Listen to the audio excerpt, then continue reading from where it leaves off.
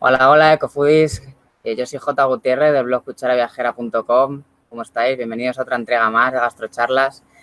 Antes de empezar, quiero recordaros que os podéis descargar la guía gratuita Cómo conseguir alimentos ecológicos sin dejarte una pasta. Y ahí vais a descubrir que consumir ecológico no es nada caro. Lo dejaré en la descripción del vídeo de forma gratuita y ahí podéis echarle un vistazo. En esta ocasión tenemos con nosotros a un activista que lleva toda la vida luchando contra una causa muy frecuente y con la que debemos abrir los ojos, que es el desperdicio alimentario. Toda esa comida que tiramos desde los restaurantes, supermercados, en nuestras casas. Bueno, él ha salido en programas de radio, televisión y esta vez pues ha querido participar con nosotros aquí en otra gastrocharla. Entonces él es, Manuel Bruscas. ¿Qué tal, Manuel? Hola Jota, ¿cómo estás? Muy contento de estar a pasar un rato contigo y con toda la gente del canal. Bueno, para empezar, Manuel, cuéntame un poco qué supone para ti esto del desperdicio alimentario y cómo empezaste en esta batalla. Para mí el despilfarro de alimento, cuando fui consciente, lo primero que sentí es tristeza. Descubrí la gran realidad de que un tercio de los alimentos que producimos, que teóricamente son para alimentar a los seres humanos, pues acaba tirado a la basura. Esa terrible realidad del desperdicio alimentario sucede al mismo tiempo que 1 de cada 9 personas pasa hambre en el mundo. Y en ese momento, cuando fui consciente de esa doble realidad, sentí la necesidad imperiosa de contribuir, primero, a denunciar esta realidad y segundo, a proponer maneras, a dar consejos, a conseguir remover conciencias para que la gente pueda cambiar sus hábitos y luche contra el despilfarro de alimentos. Pues sí, porque yo creo que es una cosa que tenemos pendiente, ¿no? En España desde hace mucho tiempo. Bueno, tú has sabido divulgarla, la verdad que maravillosamente. Ha salido en Salvados, Callejeros, en un montón de programas. Fuiste impulsor de la campaña europea en Change para que los supermercados empezaran empezaran a hacer algo, ¿no? Empezaran a donar todos esos excedentes.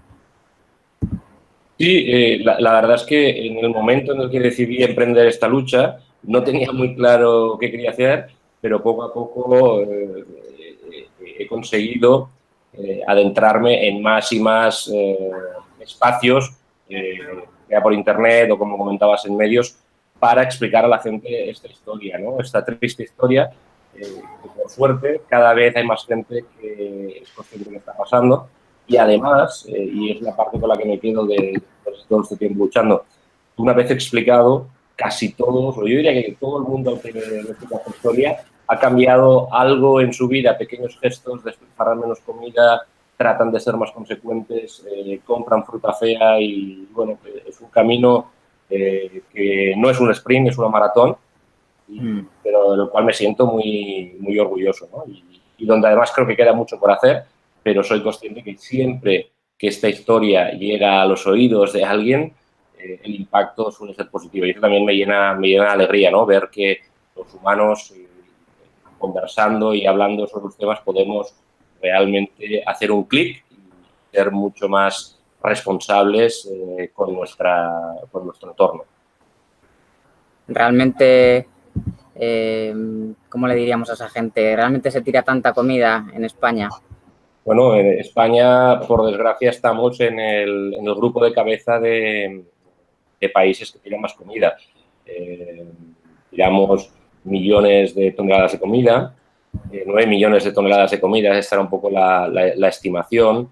Y sobre todo había o hay esa sensación de que no importa porque, bueno, no es tanta comida, pero realmente en España somos uno de los países que más comida tiramos y en el que además hasta hace unos años no había esta conciencia.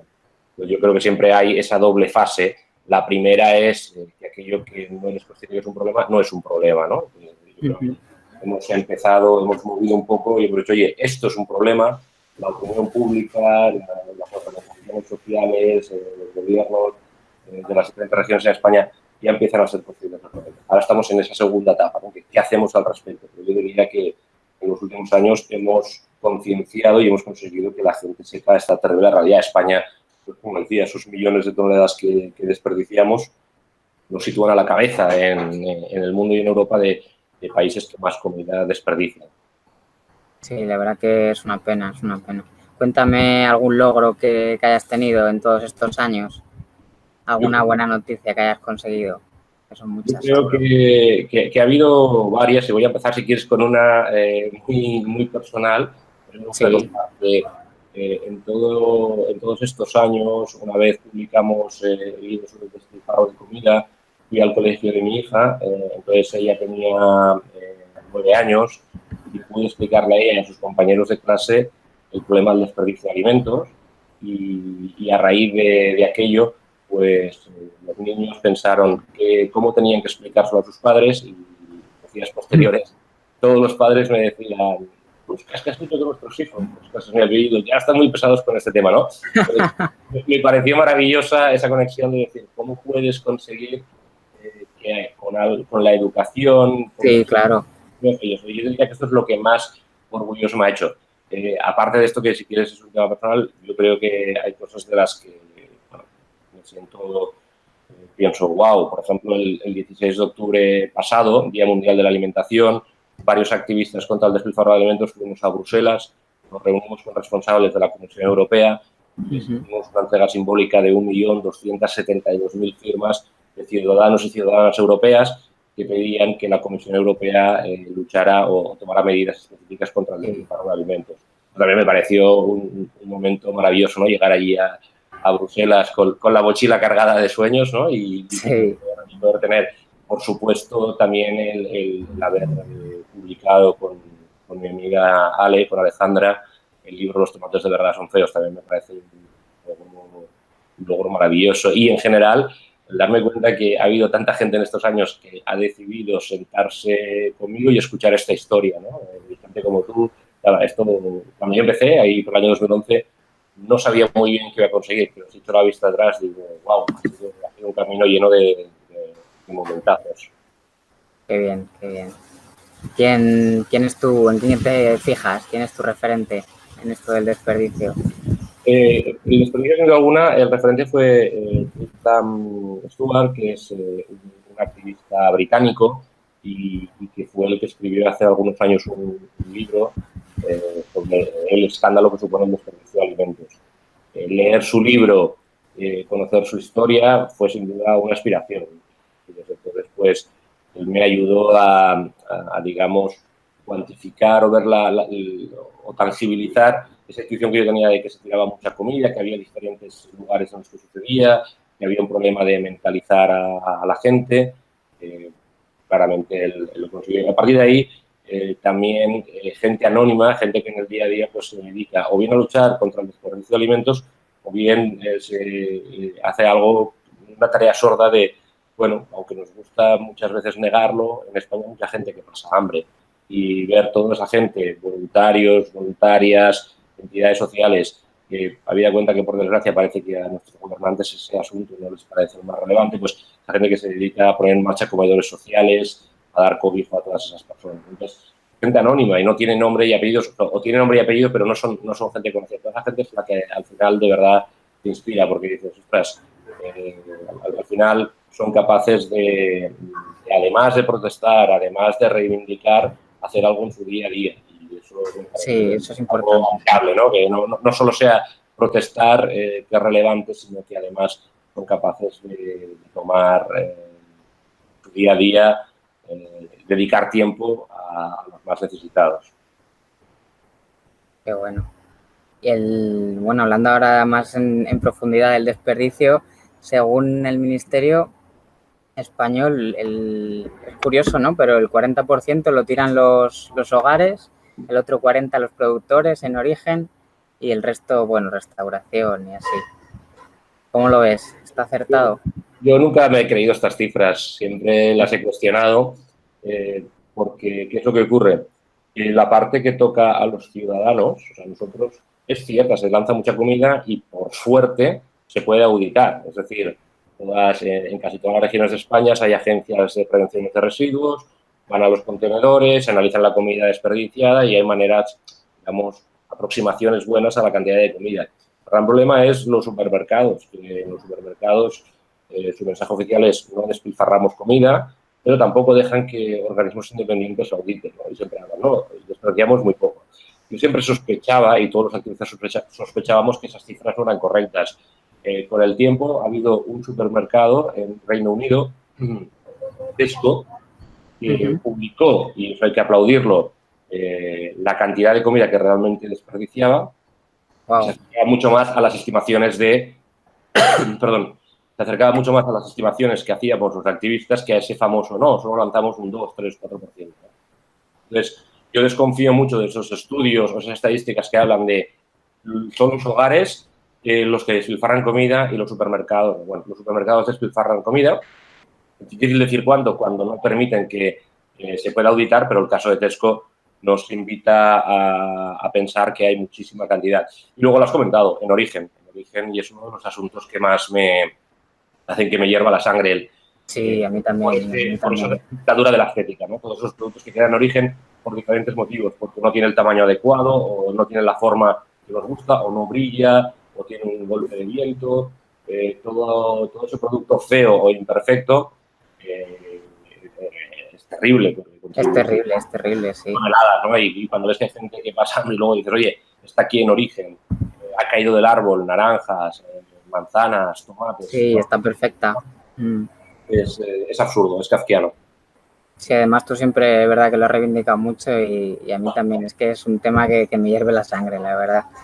Y bueno, yo creo que además la agricultura ecológica sí que está haciendo también ahí mucha guerra, ¿no? Para acabar con esa dictadura de la estética, sí. Sí, yo creo que es una de las cuestiones en las cuales más he incidido siempre, porque al final que la gente no desperdicie en casa poco a poco nos vamos concienciando y es más fácil, ¿no? Pero esa parte que se queda en origen es casi invisible para los ojos y o la explicamos y la razonamos o sigue sucediendo. Y al final, como te has dicho, un producto ecológico de temporada, pues si está, digamos, al aire libre, que llueva, que haya viento, es lo habitual.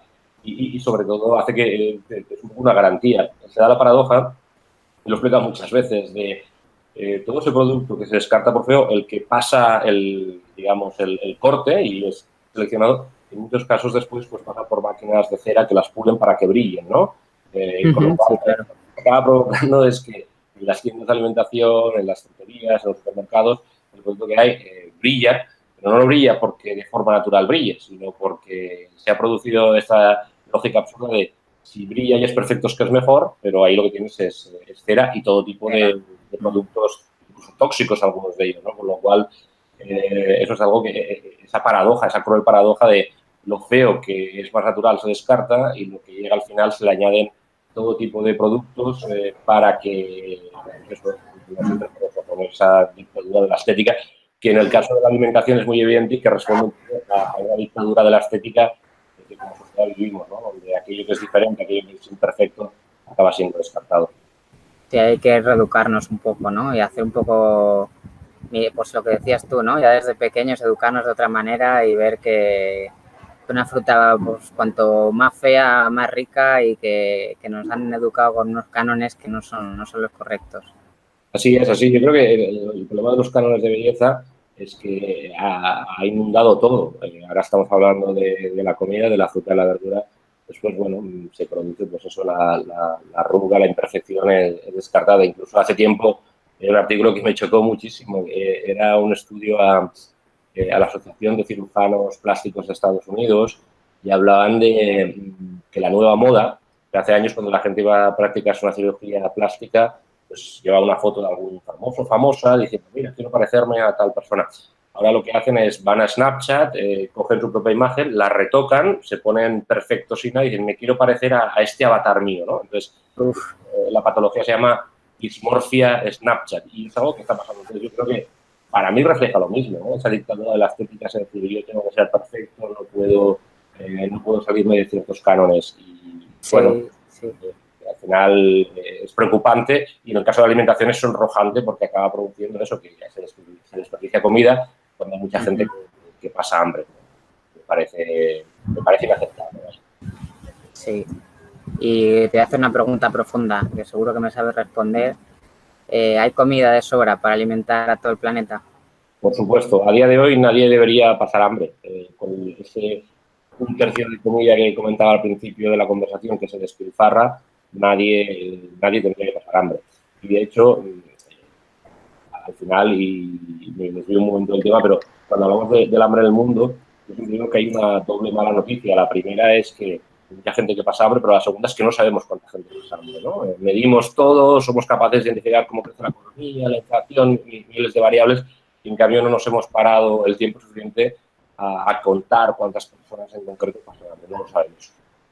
Por lo tanto, me parece muy necesario incidir en eso, en que el desperdicio de alimentos podría acabar con el hambre del mundo, porque hay comida suficiente. Si hay hambre en el mundo es un asunto político, es un asunto de distribución de la comida, pero a día de hoy no estamos en ese mundo, digamos, utópico o distópico de faltan alimentos para alimentar a la población de la Tierra. No.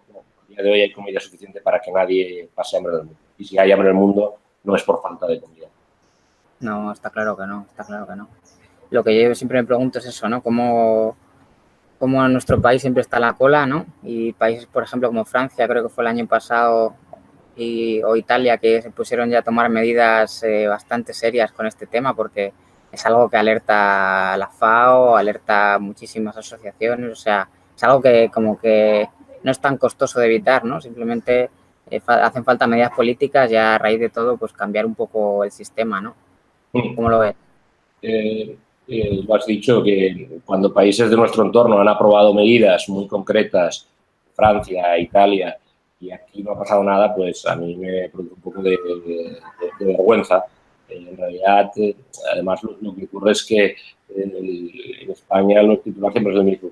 Se reúne una comisión, incluso en el Senado español hace más de un año. Sí, vamos a aprobar un paquete de medidas ambicioso. Bueno, están un año casi trabajando, llega a un acuerdo, el Senado emite un informe y al final el informe es, bueno, aquí está el informe, eso ya el Congreso se encargará de ver si legisla, ¿no? Y dices, hombre, todo este tiempo para emitir un informe y decir que hace falta un observatorio, pues me pareció casi una broma, ¿no? Y para mí es indica una falta de voluntad política, además en un asunto transversal, en privado todos los partidos políticos están de acuerdo, incluso en el Senado se pusieron de acuerdo, pero después no han querido ir un paso más allá. Y bueno, en Francia, pues por ley se prohíbe que los supermercados de más de 400 metros cuadrados despilfarren comida y, por tanto, la donen a entidades sociales.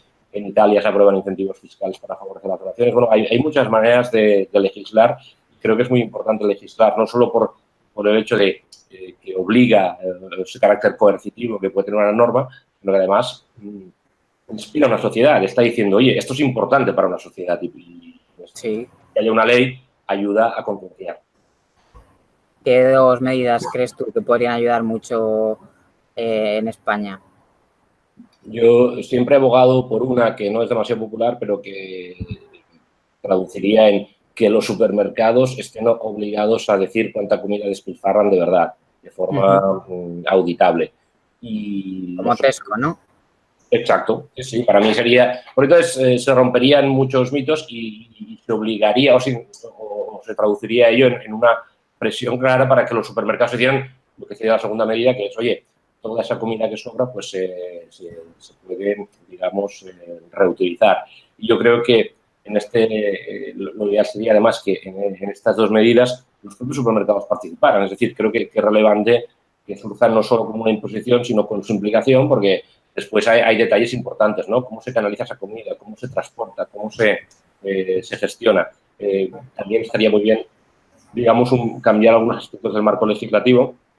En España no existe el principio de la ley del buen samaritano. La ley del buen samaritano lo que, digamos, recoge es, si tú haces una donación de alimentos de buena fe, eso te exime de responsabilidad sobre lo que pueda ocurrir después, ¿no? De manera que si hay una ley del buen samaritano, tú das comida y después, oye, pues mientras esté en buen estado no pasa nada. Al no existir esa ley del buen samaritano, se produce la paradoja de tú das comida, aunque sea de buena fe, y si luego una persona, por lo que sea, por un mal uso que hace esa persona, se intoxica, te puede denunciar. Entonces, eso tampoco ayuda a nivel legislativo. Yeah.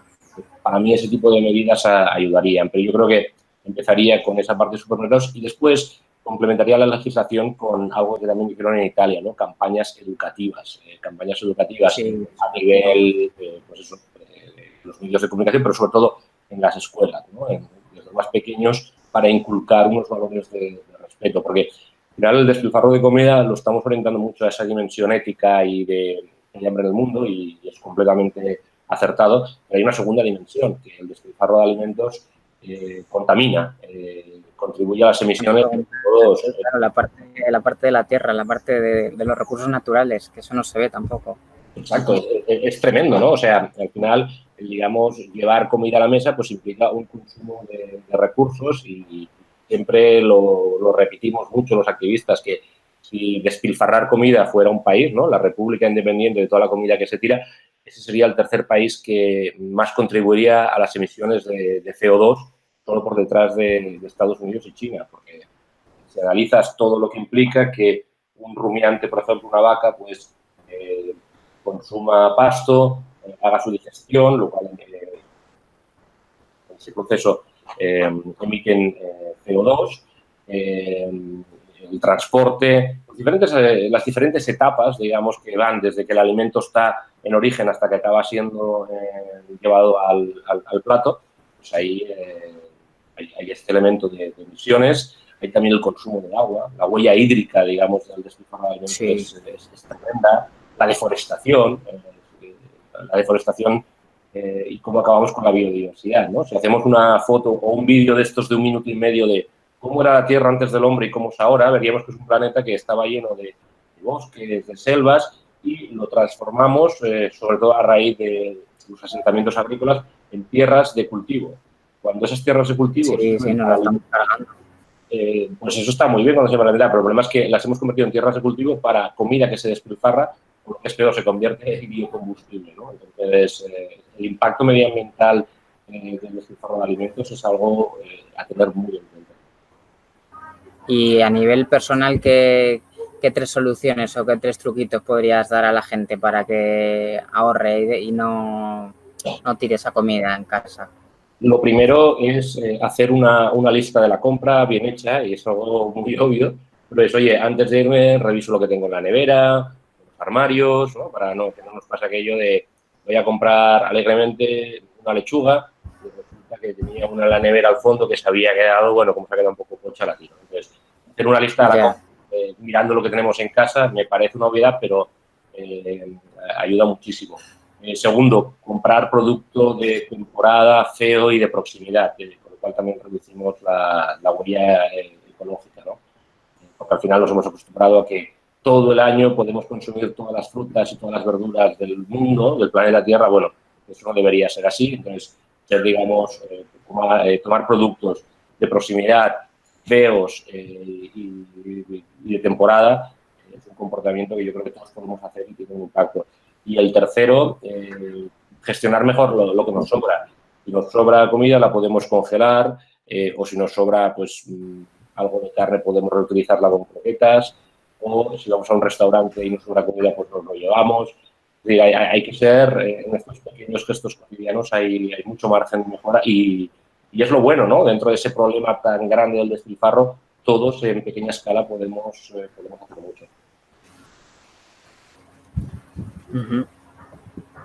Oye, uno de los supermercados más grandes de nuestro país y que a la vez la paradoja es el que menos destina a Banco de Alimentos, que es Mercadona, ¿qué le decimos al presidente, a Juan Roig?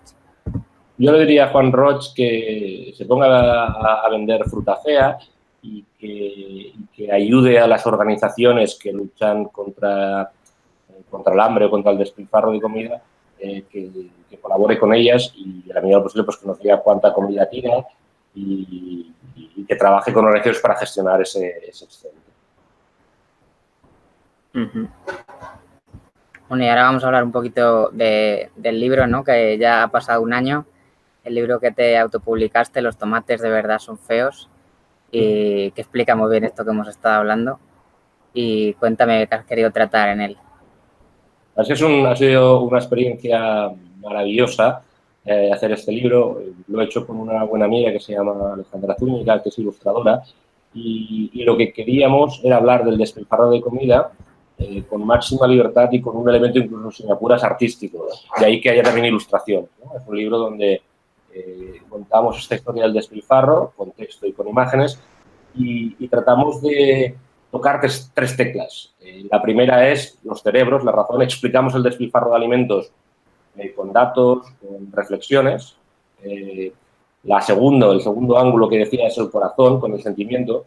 Yo creo que en esta sociedad que hay tantas noticias, tantos números, tantas estadísticas, hay ocasiones en que no somos capaces de procesar esta realidad. Y queríamos hablar del despilfarro no con datos, sino con reflexiones, ¿no? Por ejemplo, hablábamos de, oye, pues la lechuga fea, y hay un capítulo que hablamos de el blues de la lechuga, ¿no? O relatos cortos o poemas. Queríamos apelar al corazón de la gente porque yo creo que todos necesitamos emocionarnos. Entonces, ese era el segundo ángulo. Y el tercer ángulo, y es muy importante, no queríamos que fuera solo un libro de denuncia y triste, que no es, sino que tuviera un elemento positivo. Y nosotros lo hemos llamado la ilusión. Sí, claro, la alternativa. Exacto. Y la ilusión es eso, es explicar a la gente tanto cosas que puede hacer en su día a día como que hay alternativas. Y en ocasiones hablamos de proyectos sociales, organizaciones que han cambiado a su manera esta realidad, ¿no? Y hablamos, oye, pues hay un proyecto muy chulo que se llama Nevera Solidaria, que nació en Galdacao, en el País Vasco, y que ahora está en muchas ciudades en España. Sí, Nevera, donde la gente puede dejar comida y cualquiera lo puede coger, ¿no? Entonces dices, oye, estas ideas que parecen tan románticas, después acaban pasando y tienen un cierto recorrido. Y eso también queríamos que el libro, la gente saliera diciendo, soy consciente que hay un problema, pero soy consciente que yo puedo hacer muchas cosas y que hay gente haciendo proyectos maravillosos.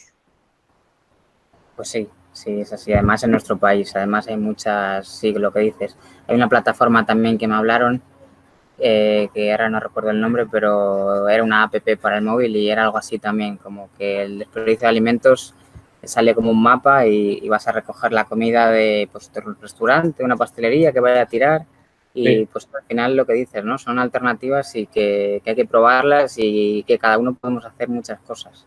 Sí, ahora cada vez además hay más aplicaciones para el móvil que hacen esto, ¿no? Al final la idea siempre es la misma, identificar lugares donde hay despilfarro para que la gente pueda ir a recogerlo con diferentes modelos. Y por suerte se están popularizando. Cuando escribíamos el libro, casi teníamos que hablar de ejemplos fuera de España. Si lo escribiéramos ahora, pues podríamos ya hablar de 2 o 3 proyectos made in Spain, podríamos decir, que están actuando de la misma manera, y eso es súper buena noticia. Sí.